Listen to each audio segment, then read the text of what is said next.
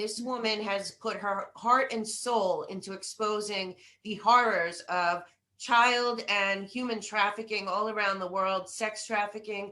She has gone to the depths of as bad as it gets and talked to the people on the ground. She is a fearless filmmaker. She is a professor. She is a brilliant woman, and she is saving lives for real and an inspiration to us all. And thank you so much for coming, Kelly. I'm so honored to have you here. I can't tell you how honored I am to be on your show. I just love you, and I've been watching you guys all, throughout, unfortunately, the whole past year of the crazy election, and I know. Anyways, and I was just so so excited that there's so many good people out there that are trying to fight and eradicate human trafficking, sex trafficking. Yes. Yeah. Now people have to see your movie. Her movie is called 26 Seconds, and it is as eye-opening as you can possibly get. It is such an important film. We want as many people to see it as possible. On her website, she has plenty of resources where people can go and help.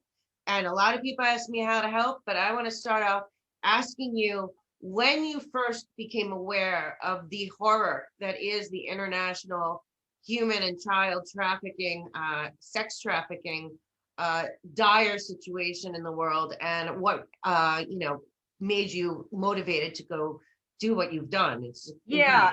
And I also want to make it clear, the film's actually not done. I've completed production. What's out, I just want to be clear so they don't think the movie's done. We did a short documentary on sex tourism in Thailand and Cambodia. Right. I filmed in 9 countries total. Thank God, like I told you earlier, that production was completed before COVID hit, because I wouldn't have been able to travel any longer. Yeah. And so what happened is, during COVID, I'm like, oh my God, what am I going to do here? So I started editing like 5 to 15 minute videos from the US content only, because first of all, I want you to know because there's been a lot of films on sex trafficking, right? But mine is focusing on all the nonprofit organizations, Christian organizations, that are actually out there doing the work in either rescue, restoration, reintegration. And then of course I've interviewed judges and Orange County Task Force and sheriffs, and anyway, so also prosecution, right? So what I did was, this past year I was editing, there's about 10 I think completed right now. So I started editing these from the US content only, because they're not going to all fit in the feature. A feature is 2 hours. I filmed in 9 countries, so each country is going to get 10-15 minutes, right? So I thought, number one, I need to create awareness about the issue.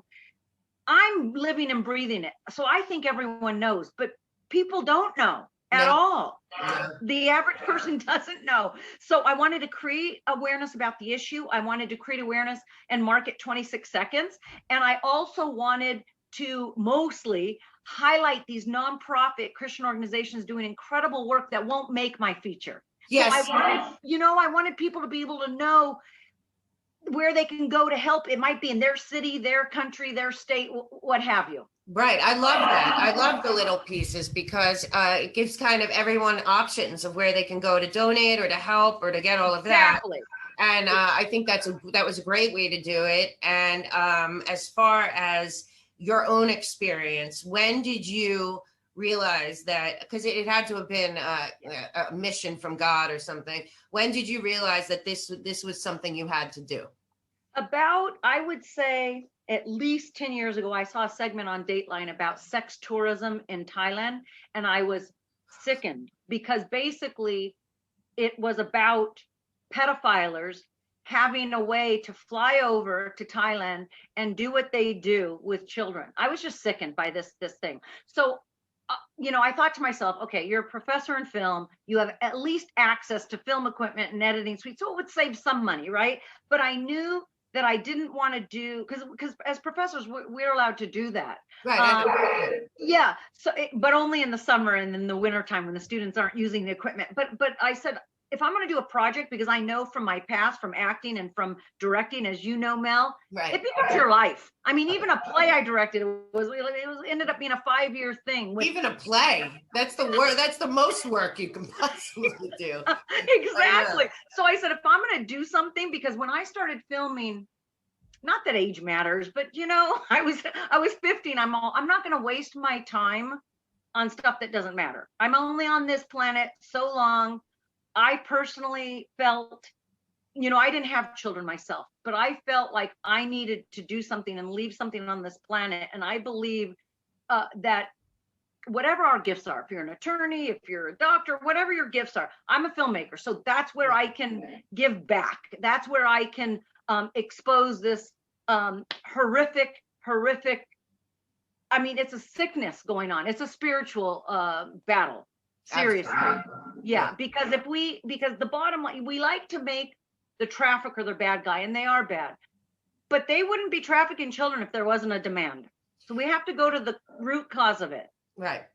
And what I'm finding in my journey along trying to get this out there and dealing with survivors and satanic ritual abuse survivors and people that have been involved in all of this stuff is, you know what, most people don't even want to look at it. It's even worse than them not, they do not want to go there. And yet it's everywhere you turn, because even during the COVID, I had a friend in Manhattan who said something's going on in the building next door to me. There's all these young girls. I don't think they speak English. They're not adults. And there's men coming and going. Somebody bought that building. And we got to the point where we were like, and you tell the NYPD and they don't want anything to do with it. And they're like, you know, and that's why it has to be the people. Now, when you were, you went and you interviewed not just, you interviewed survivors, but well, you also... I interviewed founders of organizations, rescue agents. I went like and filmed undercover with rescue agents, survivors. I interviewed about 8 survivors in each country, and I interviewed about 26 survivors here in the US. So my plan is to do my feature on each country, that it's global. The title of my project is 26 Seconds. And what that means is, and it's pretty horrific, and I actually think the statistic is much worse, but statistically, every 26 seconds, a child's trafficked globally. But just like what you were talking about during COVID, and also the numbers, we don't know what the numbers are online. No. And it's horrific. So it might be every half second. Who knows what the real number is, really? Right. And it's happening in suburbs. You have a thing on Orange County. It's happening in suburbs. It's happening in big cities. It's happening everywhere. Everywhere. And a lot of those islands, like you're talking about. That's why I was so part of the reason I left LA and that I'm in New York, I'm still a filmmaker to some extent, but was because I didn't feel like people were making movies like this anymore, and they couldn't get them made. And I'm involved also in another movie about it, and people like to turn a blind eye. But right now we're at a place where this is $150 billion industry worldwide, and a lot more, of maybe people, probably more, because like you said, and like also we said in Sound of Freedom, these children, it's one thing to traffic drugs and guns. The children can be used over and over and over and over, and it is horrendous. And here's the other part that I think most people don't get. What we were told about Epstein Island is completely BS. They whitewashed what really went on there. As much as it was young girls and stuff, it was also children. And, I'm sure. You know, and a lot of and like what happened in Haiti and a lot of these places, you're talking about Indonesia, the sex trafficking tourism, which is absolutely disgusting. And but we're at a place where we can't hide from it anymore. And you've been down on the border, and I had on an agent, ex-ICE agent, great guy. He was on, and he was telling me that what he's watching on the border, they're not allowed to do anything. There's 25,000 unaccompanied minors, and people are literally picking them up, taking off. It's horrendous. So tell me about your experience dealing with it in America, because I know you went to Vegas, Orange County, the border. So my first trip was Thailand and Cambodia, right? But I thought I was only doing a short documentary on sex tourism, which I did do that short. It's out there and it won 14 awards and it's done well. But when I was there, I was like, because the organization I went with, they're called Destiny Rescue. The founder is out of Australia, actually, but he's been living in Thailand for like 20 years now and doing incredible work. And they also were doing work in Laos, the Philippines, Cambodia, India, Dominican Republic. So I'm like, oh, this is global. This is crazy. So what happened was when I got home, I decided, okay, I'm going to start investigating it here in the US, and I'm also going to go globally because I knew Destiny Rescue was there. We already talked about it when I was there filming, and they were going to take me to India. So I said, okay, great. So when I got home, I started filming because it was convenient. You know, I live in Orange County. So I thought I can film in LA, Orange County, San Diego. And then we drove to Vegas, which people expect it there, right? And we also filmed at the Super Bowl because. Oh, right. Yeah. So that year was it 2018? But it was in Minneapolis. Right. So that's where I filmed in the US. And at first I was like, oh my gosh, how is just this small area, Southern California, basically going to represent the US? And, you know, God is always in control and always doing the right thing. And what happened was that really that's the most powerful, because traffickers they cross state lines, they circuit the kids, and they bring them absolutely to Orange County and to San Diego because there's more money to be made. So they do wind up here, number one. Two, when a viewer's watching it, they'll be in shock. What? Orange County, San Diego, what? Right. So, you know, God's always right. Well, also, right. Did you find connections to the shipping? Because the port of Long Beach was apparently a big shipping route that they were shipping humans to. Isn't that lovely? Yeah, and that was closed down. And a big part of the project that we worked on was that they were shipping children along the same route that they've been shipping drugs and guns and everything all this time.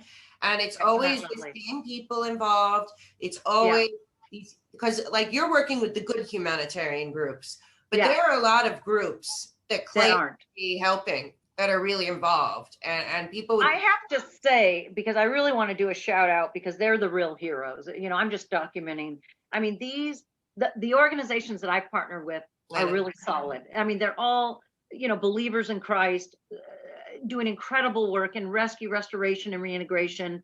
What happened was, like I said, I was starting, you know, to filming in Cambodia and Thailand with Destiny Rescue. And then when they trusted me, then they opened the door, because for them, it's a small world. They all know each other. So then they introduced me to someone in India, and then they introduced me to someone in East Africa. And then they, you know, so each organization would introduce me to another. So at the end of it, it took me like 2.5 years to film, because I was only filming in the summer and the winter break. And then, you know, so anyway, how I went to Cambodia, Thailand, East Africa, India, Iraq, Mexico, did the border issue when I was filming in San Diego, and then we flew to Mexico City. So those are all the countries, and then the US. So and there was 3 countries in East Africa. It was Uganda, Kenya, and forgot the other one now.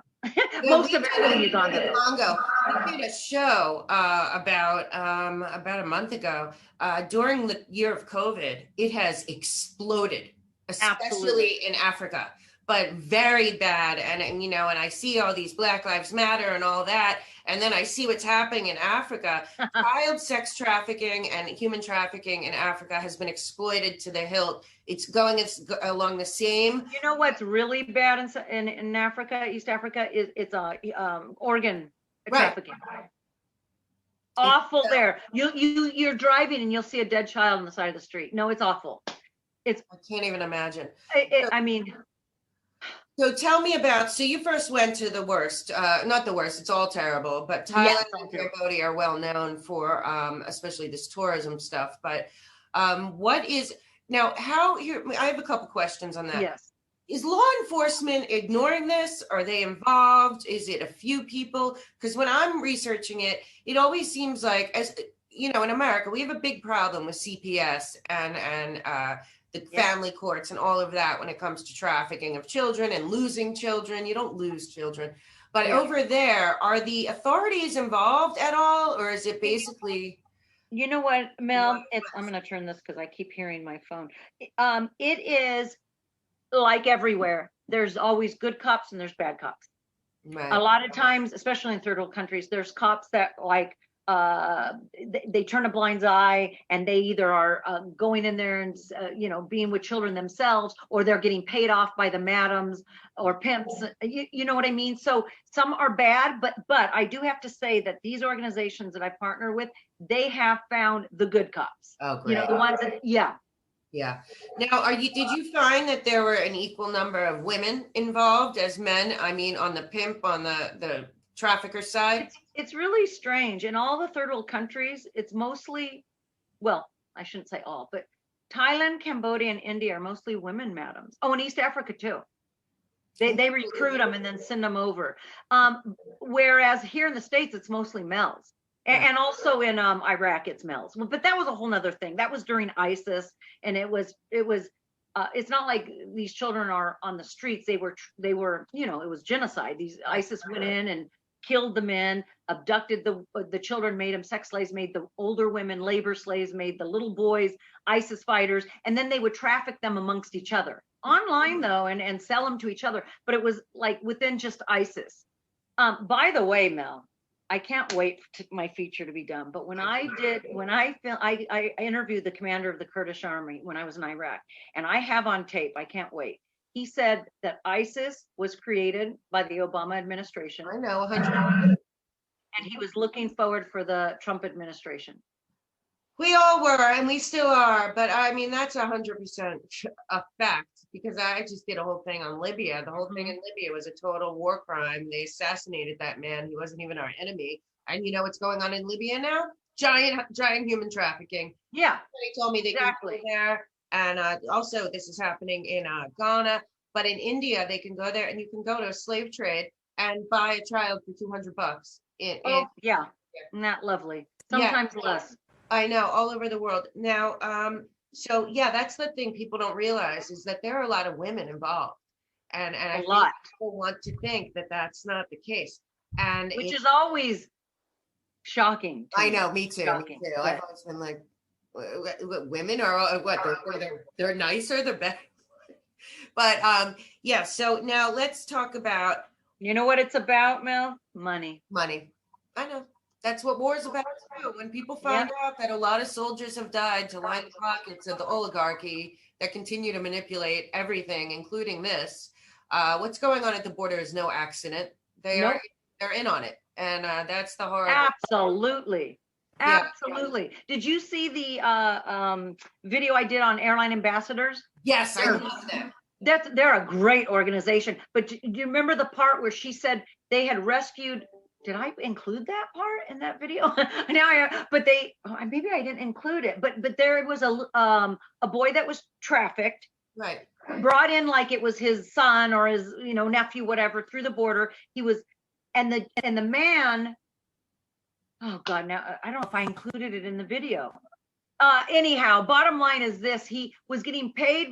He was now an American citizen, right? He went, and not rescued, but like adopted these kids at the border, and then continued to traffic this kid. He's the one that brought him there, and then he's getting paid by the U.S. government. I mean, this is nuts. This is what's going on right now at the border. I was told by that ICE agent, he told me that almost everyone that's coming across is coming with a child, and the Biden administration isn't checking DNA, and they're asking for volunteers and to come get the That's kids. Right. That's right. They're in on it. This is the biggest open child trafficking we've seen in America ever, right in front of our faces in 2021, right down there. Now, here's a couple things I'm going to ask you that I think might help people. One, what are signs for people to look at that if they see somebody and they think that looks weird? Well, because there are signs that people can be aware of, and like with everything else, see something, say something, especially when it comes to this. What that found? Did you see which video was it? Side by Side Church. Her name is Ori Freeman, and she's incredible. This girl now works with the FBI and trains them, but she was trafficked between the age of 12 and 15, right? And she said, I don't know if I included it in the video that I have on YouTube, but anyway, she had said that what she was most hurt about is when she was 12, 13, 14, and of course dressed up in high heels and whatever, but she'd be hungry after working all night. She'd go to McDonald's, and there would be a woman with her children, and the woman would like shield her children, like take them away from her. Why is that woman saying, she goes, I know, she goes, I know when I see a 12-year-old, doesn't matter if they have makeup on and high heels and a dress. Why wasn't that woman saying, are you okay, honey? I don't know. Are you okay? Do you need help? Not one person. Right. Not one. Well, that's what I was talking to an airline, a flight attendant, and she saved somebody once, and she knew that this little girl was not, that was not her father. That's and right. She, they called ahead, and somebody stopped them when they got off the plane, and she was right. But I think people don't even want to see it, and it's everywhere. So this is how I can answer the question for people. God gave us unbelievable intuition, especially women. Right. It was to protect and to raise children, right? So because our intuition is stronger than men's, I think. Yeah. We must listen to it, and we must be bold. You have to be fearless. You have to be bold. You have to I was walking down the street the other day, and somebody was walking with a child that had Down syndrome, and she was like yanking at him and pulling his arm, and I stopped the car and started yelling at her. I said, don't you touch that child. You have to be bold. Yeah. And that also, another person I was talking to said, if you have a house in your neighborhood that you see cars at constantly, and you don't know, and you really never see the people, like, call and tell somebody, that's the best. If you don't, because that's a sign too, when there's a house and that's there's right. coming that's and right. going. And then also, you, like you said, you can tell when there's a child in distress if you trust yourself. That's right. And too many people are looking away and think it's somebody else's problem. No, it's our problem. That's right. The next thing that is something that I'd like to know is, a lot of people, I think, believe that these women and children that are trafficked are damaged forever. There has to be a lot more money and effort and energy put into short and long-term care after. What have you found in terms of aftercare programs, how it works, how hard it is to get people out? Because there's, I believe, a lot of Stockholm syndrome involved too. And absolutely, every single one are in love with their traffickers. And if you look at it, they're 12, 13, 14. Of course. I mean, at 21, I fell in love with jerks. I mean, you know what I mean? Like a child, they're gonna be bonded. They're gonna be bonded. And all of these survivors, they would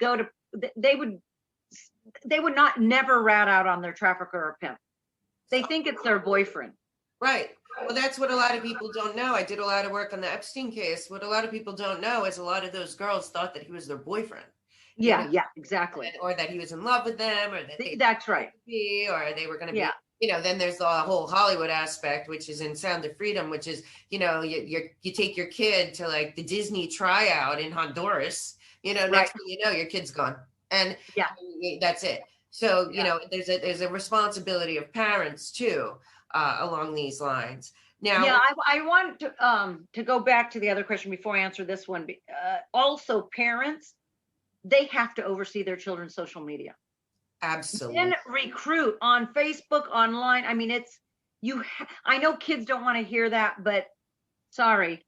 Yeah, you have to be parents. Also on these video games too.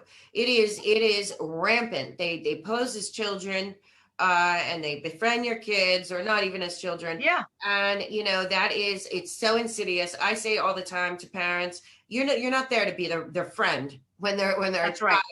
and they're online, and you don't know who they're dealing with. That's right. That's unacceptable. And we know Twitter and Facebook and Instagram have all been involved. I mean, there's no doubt that they've been involved in a big way. If you talk about it on there, they'll pull you down. But if you put up child porn and you hide it well enough, you can stay there. A lot of the organizations that I've partnered with, they're doing incredible work in rescue or restoration, and they've been canceled off Facebook and YouTube. What?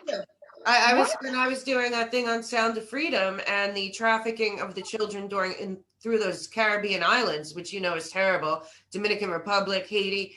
They don't want it exposed. And we talked about Hollywood doesn't want to look at it because in a lot of ways they're complicit. I mean, also in the realm of putting out movies that glorify pedophilia, like like Cuties on Netflix. Yeah, and there's just that's one of a handful. So that's why, see, myself, I went into filmmaking as well to make movies that made a difference and all of that. And you've taken the path where you become a professor, you have access, but it's very hard to get anything like what you're doing made. They do not want this out there. It is very intertwined. I've been hearing that there's and I believe there's 10,000 hours of blackmail that they've seized from Jeffrey Epstein's properties. And that is all pretty much children. And, and what's going on with that. So wherever that case is, I don't know. Now, you've dealt with judges and prosecutors as well. Even I interviewed Congressman Ed Royce too, Republican congressman. He's incredible. He's now retired. But that is very compromised, the judicial system. So I wonder how you found that these people are they having success at trying and putting away traffickers? It seems like it's very hard and people aren't getting the sentences that they should be getting. I don't know what the justice system is really doing. Well, it's because it's just like when a drug addict, when they have to say, I will go to rehab. These girls have to say, I will go with you and rat them out. And a lot of times they won't. Right. Also, it's also like an addict where, they sometimes go in and out of rehab 3 or 4 or 5 times before they finally get sober. It's the same thing with girls. They'll get rescued and then they go back. And so, Deirdre Pujols, I don't know if you know her, it's Albert Pujols from The Angel's Wife. I love Deirdre. They have an organization called Strike Out Slavery. That's to create awareness. And then she has another organization called Open Gate International, a culinary school, to give them a trade. And and I totally agree with her. She says, we've got to have prevention to prevent it. And we have to have reintegration so that they can earn a living. Otherwise, they're going right back into the life. That's exactly what I was going to ask you. I think that's a major important part. I did hear from other people about that they go back, just like an addict. How many of these? How many are addicted to drugs? First of all, that's most of them. And to be honest, first of all, either the trafficker feeds it to them so that they get them dependent, right? Addicted and dependent. Or being in that life, I would do drugs too. Right, I know. And so once they find them and rescue them, then there's multiple layers. This is why I love your project, and I think we really have to get it out there and get people to understand that aftercare it's not going to be quick. No, it's a long road. And Mel, this is what I want to say mostly, and it's in every state in the U.S. And it's easier actually in these nonprofits, it's easier to have restoration homes in other countries because there's not all the laws. Here, there's so many laws. So that in the whole US, there's probably, on one hand, restoration homes. There's not, and each home only has like 6 beds. I know. They should be all over the country. That's right. What they've done also this past year of COVID, my biggest fear is that not only do we not know the suicide and overdose rate from this year of lockdowns and this insanity. That's right. But the healing after, and there's going to be some justice, I believe, coming forward, and people are going to find out that their heroes were truly the opposite, and that they have been trusting a government that has been lying to them for decades. And there's going to be a period of grief, and our country is not equipped. They've destroyed our mental health system. And then we're not even talking about the millions of children that will need short and long-term care and long-term homes. And what you're talking about is super important, because once you get them and you get them sober and you get them focused, they need to have, like you said, a trade, education, safe and secure housing, a way to rebuild their lives. And all our governments do is they talk and they allocate money. I've been trying to fight because this in New York City, Thrive New York, the $850 million tagged for the severely mentally ill and homeless literally disappeared.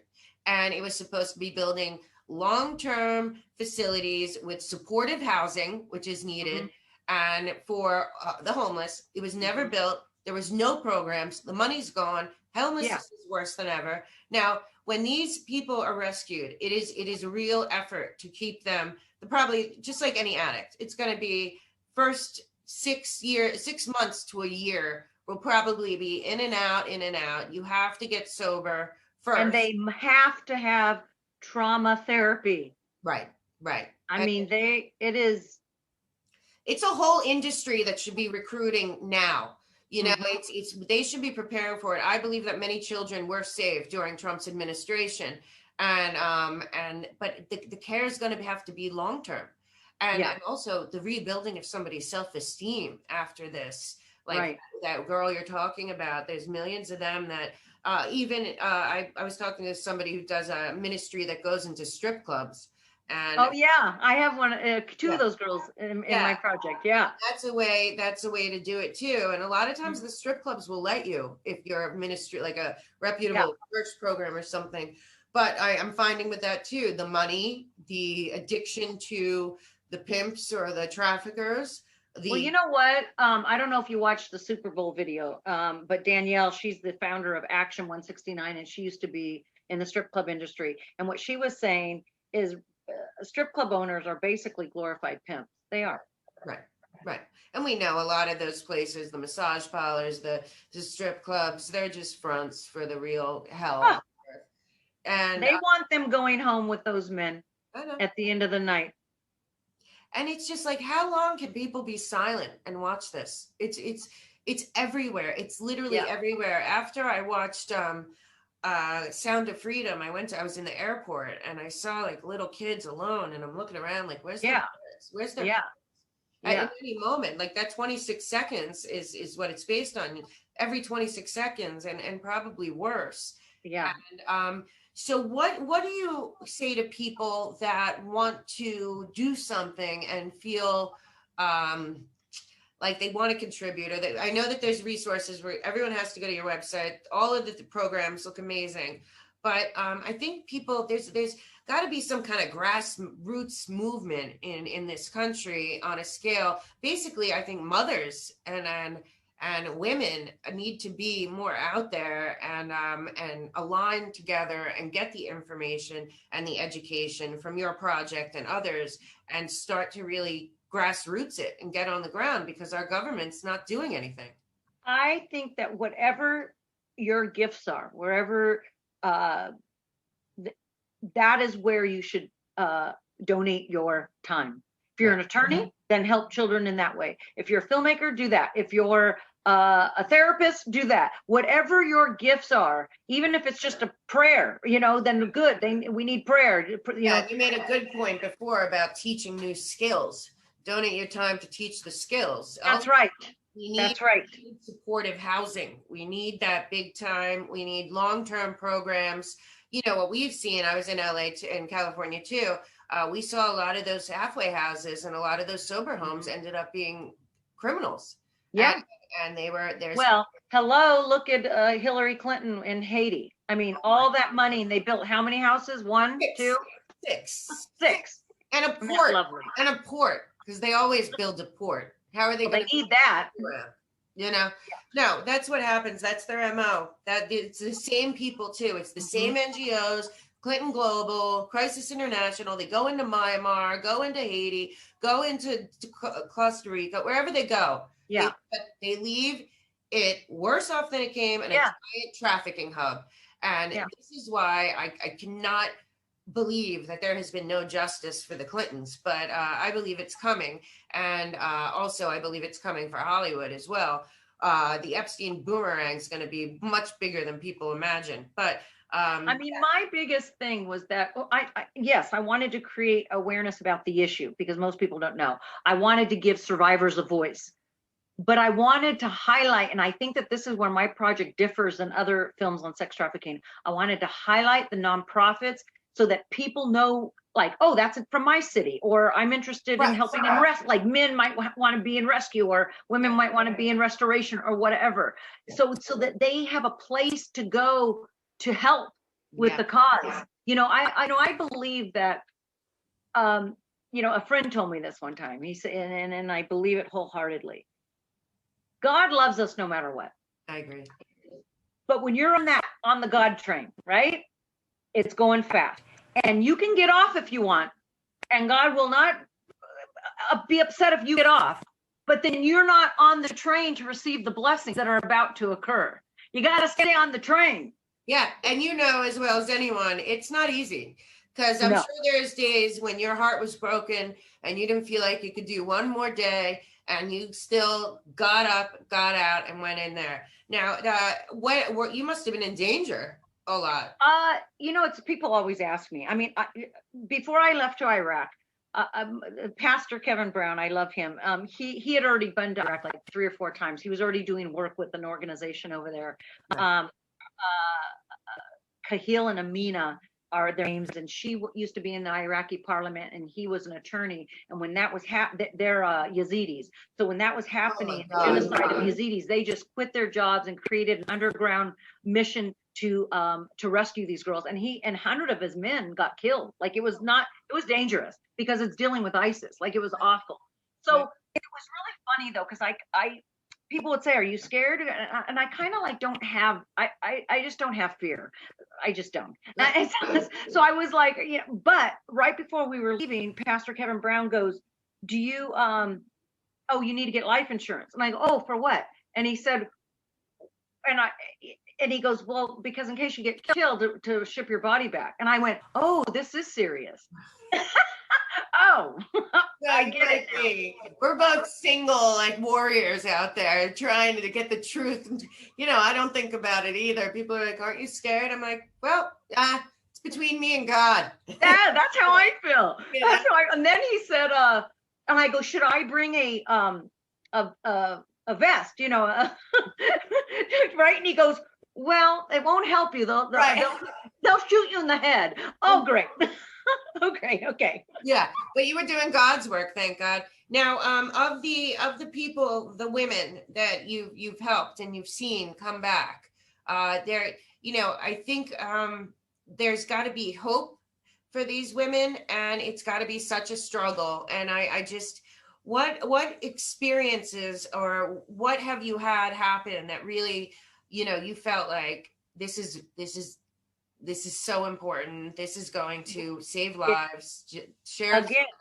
It's highlighting the work of these nonprofit organizations. They are the ones that are giving hope. And you know how they hope? Not only because they're physically there helping, either rescuing, restoring, or integrating, but because God is in the middle of all of it. God gives hope.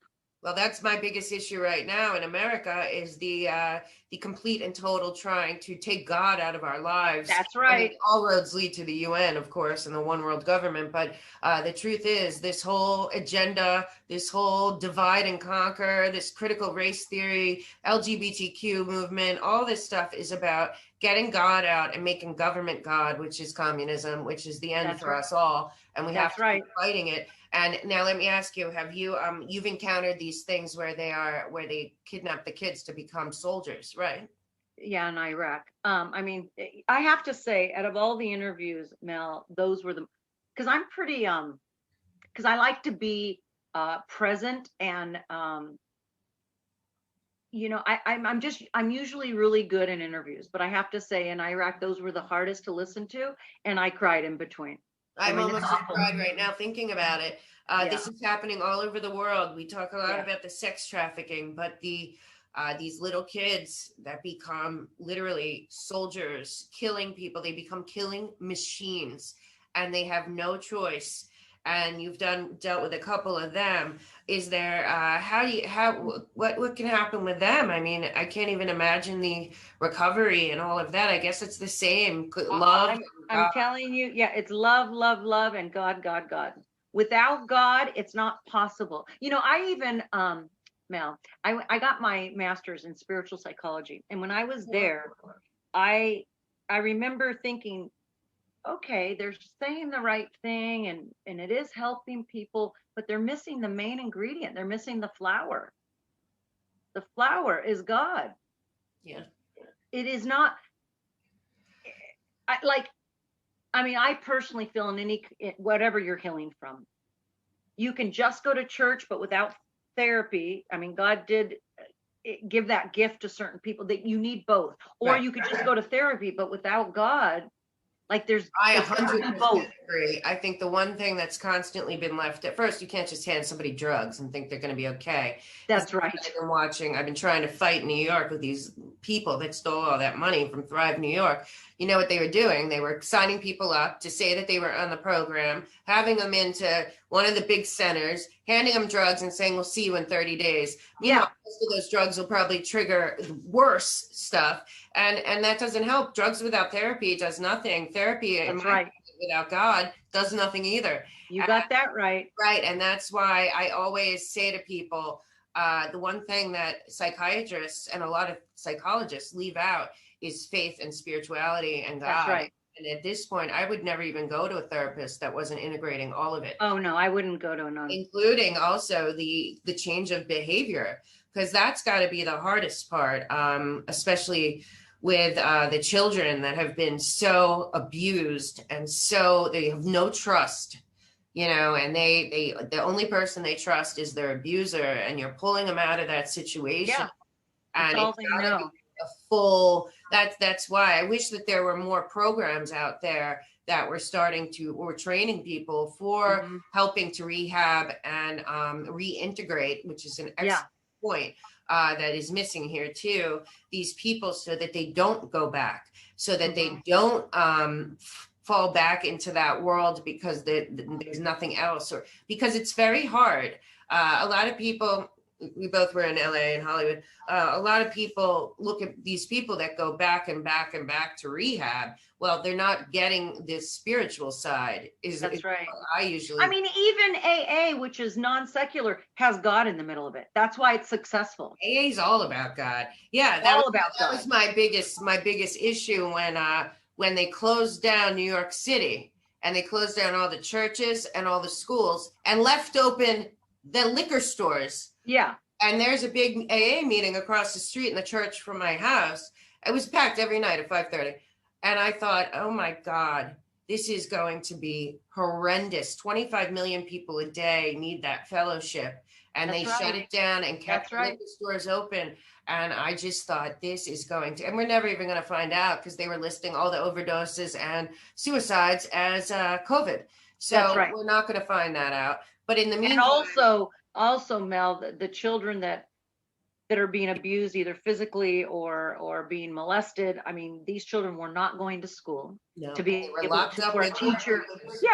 Yeah. Isn't this lovely? Demons, what kind of demons are running them? Yeah. That these kids, that's all they had. It's funny. I was talking, Roseanne Barr's done a lot on this. We were talking today about it, about how many kids were locked up with their abusers or their drug addict parents through all of this. And they're still trying to push remote learning, which is really about getting your kids' data, and dossiers on everyone and mass surveillance, in my opinion. But now we need to definitely get people to these different groups on your website, get them, they're all over the country, get people involved, get people donating time, effort, energy. I think the most important thing is what you're talking about, which is housing and stability and reintegration and programs like that. Do you know of programs in the country that are training people to help therapy-wise, this specific thing? Because I was surprised just a few years ago. My sister's a psychiatrist. Just a few years ago, I was shocked to learn there's very few rehabs for eating disorders in America. Oh, really? Yeah, very few. I would assume that there's even less for people coming out of child sex trafficking and child trafficking. Are there programs around? Because we really need people to get educated too, that have the skills. Like you said, you got your master's in spiritual psychology, very important. They have actually a great program here in that. But are there programs that focus on victims of trafficking at this? That one of her name's Sandra Morgan. She actually is on the she was working for Trump before. So I don't know if she's still now. Anyways, long story short, she's a professor at Vanguard University. She's the founder of Global Center for Justice and Women. Right. And anyhow, but at Vanguard University, they have a program where they teach people Yes, they do. And it's a Christian university. And what they also do is give scholarships to survivors. Isn't that incredible? That. Yeah, we need more of that. We need more of that. Yeah, we do. The pumping people up. This Yeah. is where, like, you see these pork bills come out of our government, and Yeah. I shake my head, and I think this doesn't help people. It's Yeah. never getting to the people. And people like you are out there fighting the good fight. And I know there's so many more people like us out there that just don't know where to start. Your website's Yeah. a good place to start. Your movie is going to be life-changing for many, many people. What advice do you have to people in getting the information out? Because we both know nobody wants to hear it. That's the saddest part. Well, number one, I mean, they got to find an area where they're passionate about, which usually it starts with your gifts, right? Because when you're passionate about something, then you're more apt to share it. So when you're involved. So, I mean, what my project does do, as you know, is that they, like when you go on the website, there's a tab that says NGO partners, and they can click on each one and see what that organization's doing. And they maybe want to get involved with it because it's in their city or their state or their country, or it's just, they feel equally yoked, either with rescue, restoration, or reintegration, right? I mean, that's a place to start. Also, I want you to know that my project, the media agreements I sign with these founders of these organizations, it's how I was able to film with them, with the rescue agents, and have access to survivors. You did excellent promotional material for them all. I mean, you went above and beyond to really highlight who they are and what they do, and that they couldn't have gotten that kind of publicity anywhere else. It's amazing what you've done for them, honestly. Oh, well, I mean, I feel that it's really what hand in hand, yeah, they're doing for the children, right? What they're doing, whatever work they're doing, that's the most important. So people can either, though, donate directly to these organizations if that's what they want to do. They can also donate to my project. And if they don't have money, because I know COVID has done a number on people, if they don't have money, you can either volunteer with these organizations, or please just subscribe to my YouTube channel, so that, because if you know it better than me, but once you get so many subscribers, I don't know, advertisers pay you or something. I know. No. We're pushing. We're gonna get your project finished. I'm bringing you back. You're gonna come back. I am just telling you, what you are doing is amazing, and the amount of resources. People always ask me where they can go to find it. I know that you vetted these resources, because that's very important. Because what I found is that some of these groups that claim to be helping are not helping. They're doing the ones that I've partnered with are solid. I know. I looked solid in Christ, solid in the work that they do. I wouldn't. Okay, you can maybe sometimes film someone, and then if you feel something's not right, I won't put them in my project. Right. At the end of the day, in the editing process. So whatever I put out, it's because they're solid. Right. It's also, you actually went on the ground and did all this. Yeah. You can't unsee it. Now, how has it affected you? I know that it helped you in a lot of ways, but I'm sure that you took a little psychological toll on you. One of the founders from Willow International, who has an organization for East Africa, Uganda, she asked me, she goes, Kelly, what are you doing for you? And I go, what do you mean? She goes, well, are you going to therapy? And I go, why? She goes, Kelly, she goes, because you get their trauma, and it's like each person you're taking on their trauma.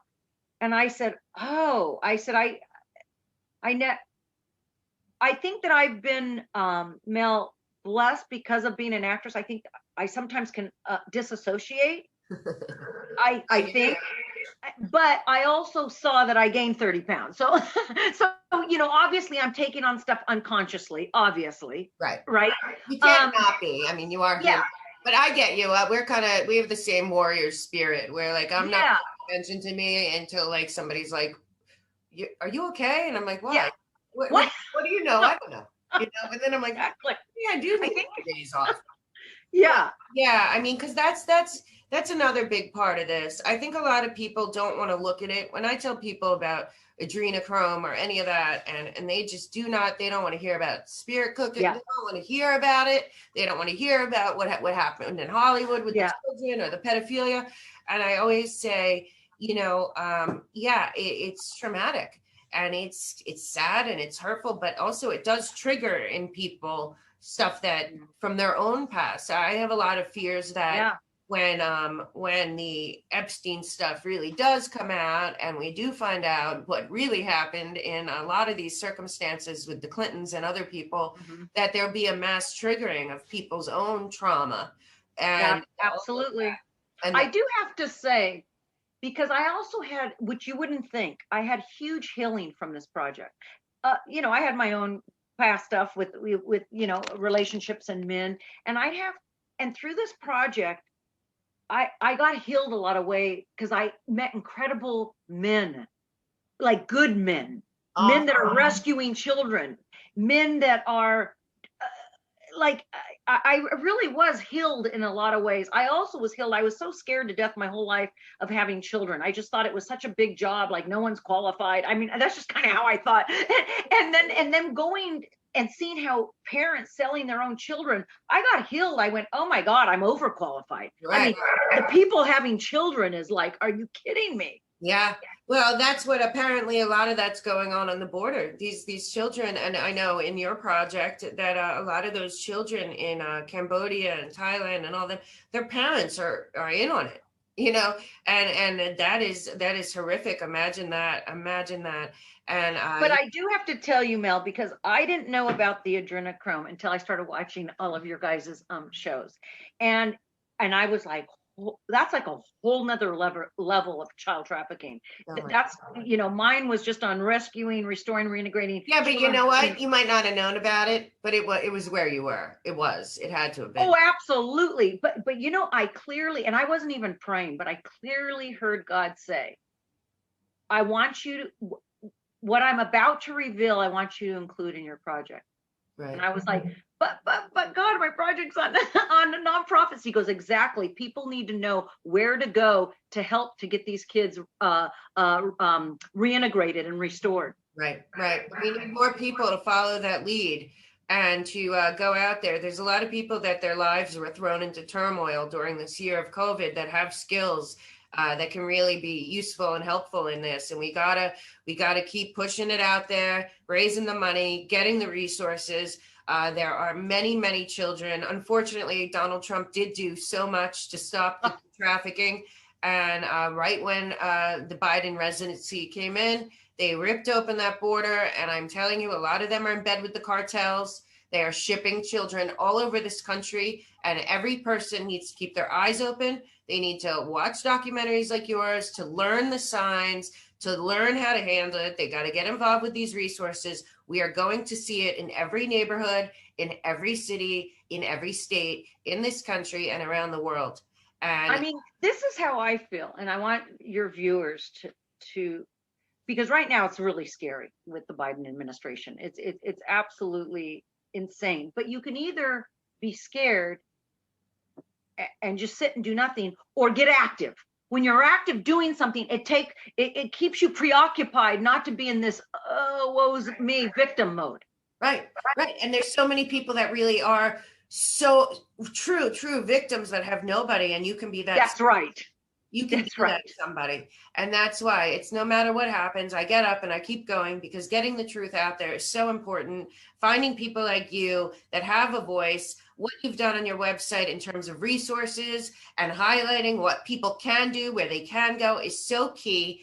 People want to help. And you're right. A call to action and getting out there and doing it, getting local, getting loud, getting the truth and sharing it is key to where we are. And you know what, Mel, and I'm sure you've experienced this.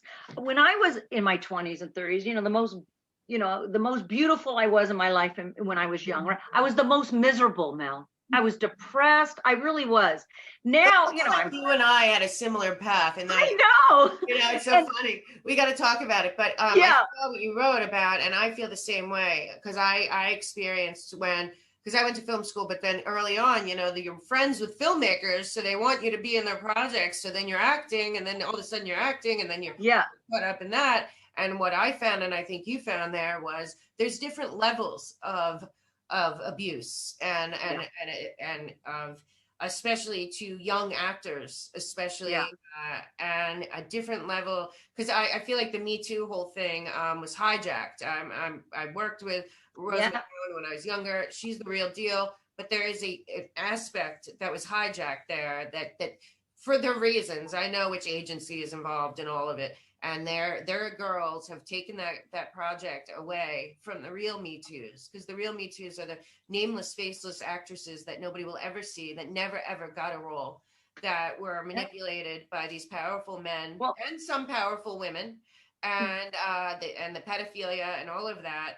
And it eats away. Well, when that all came out about Weinstein, I remember watching on the news and I was like, he's not the only guy. I've met 1,000 of those guys. 1,000 of them. He might be the most powerful or the most rich, but he wasn't the only one, right? So he was a scapegoat, right? But I also felt I was a little disgusted, I'm sorry to say, because I really am for survivors. But some of these women, I'm like, because I know I've been in those shoes. I've interviewed true victims of child sex trafficking. Okay, they don't have a choice.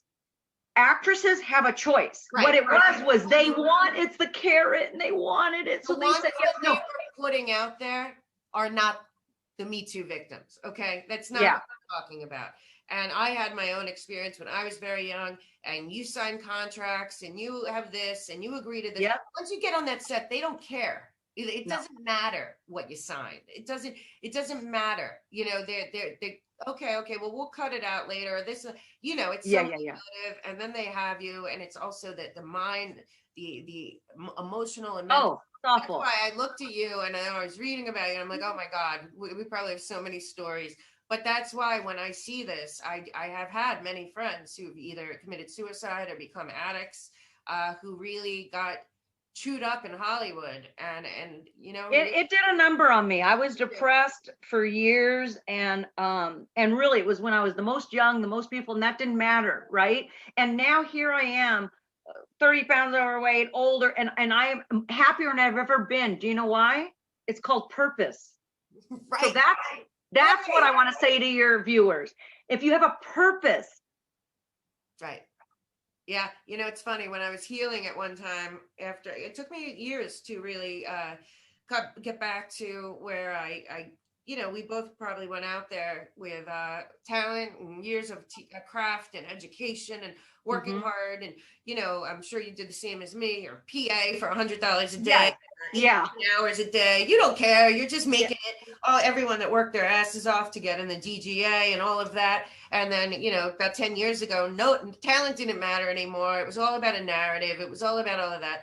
But, it took me years. But I'll tell you one thing. The best therapist I found said the exact same thing to me that you just said. She goes, Mel, all you need to do is find your purpose. You go follow it. You have your purpose. You have this. You have these tools. You're gonna be just fine. And that's why I say, find what makes your gifts are your purpose. Right. When I'm editing, I could 12 hours straight and not even nothing, because because I like telling stories and telling the truth, and it's my purpose. Where when I'm doing production work, oh my God, my poor assistants, I'm like, I'm bored. Like, I hate it. It's like, you know what I mean? Like, so that's not my purpose. Yeah. If people only knew what a day like that goes, how slow it goes. You're like, oh my God, I'm like, I'm bored. She's doing the work for me, applying for grants for me to be able to finish. I can't stand it. You know what I mean? I know, but you know what it is? It all comes down to purpose and faith and God and follow. Yep. That's the other thing that they just had this thing at the Vatican that I reported on, and he was talking about getting rid of individuality. There's a real ugliness going on over there. Yes, there is. And getting rid of individuality. And I say the opposite. I say God gave every single one of us something very special, very unique, that only we possess, and to find that and use it for good, like you are, is the goal, is the key, I think, to everything. And that purpose is part of that. And I adore you. This is the beginning of our relationship. Oh, good. I love you. And I want you to come back, and I want to help you. I'm going to put all your stuff up in the description box. Okay. As soon as we're going to have a big new website up soon, and you'll come back. But also, I want to put all your information so people know where to go. To your Great. movie needs to be finished. If Yes. anyone, it doesn't even matter if it's $2, whatever anyone can spare, it's worth it. It is so great, and the resource page on your site is priceless. So Okay, good. thank you so much for everything you've done. I know all of my viewers that are going to go to your site are going to be so grateful that now they have somewhere to go where they can find good, reputable organizations that are doing Yes. the right thing, that they can reach out and they can find their purpose in this world too. And I'm so grateful, Kelly. You're an amazing woman. You have given so much, and you seem so full of joy. And I know that that's because you're doing God's work, and you're doing it for the right reasons in the right way. And I know it's just the beginning for you on this journey. And I will see you again soon, because I love you and you are awesome. And